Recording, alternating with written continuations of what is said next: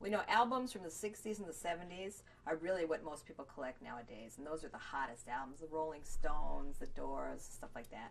But this is another cute little type of a genre. This is, you know, a comic character, motion picture, soundtrack kind of genre. This is the famous Chipmunks. This is the Chipmunks. And now I think they're even coming out with a movie again, but the thing that's so fascinating about this particular Chipmunk record is, look at these chipmunks. Do they look like the chipmunks that you know and love, Simon and the gang? I don't think so.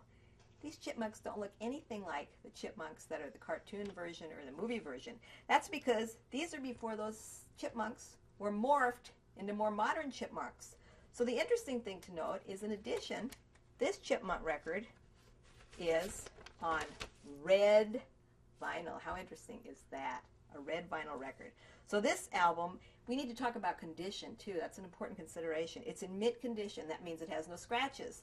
That's one of the reasons we went from records to CDs, because these things just, after a bunch of needle play on these things, they go bad. But some people really took good care of their records, and if you have records now and you want to listen to them, I advise that.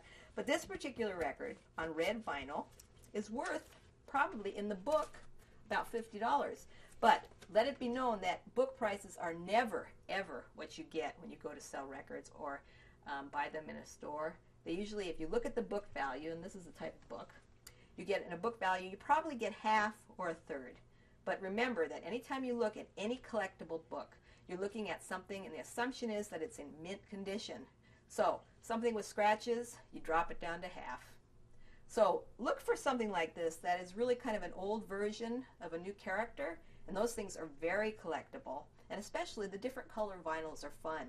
So I highly recommend you picking up the Chipmunks at your earliest convenience. This album really isn't that very common. It's not too easy to find, so I'd recommend buying albums like this anytime you see them.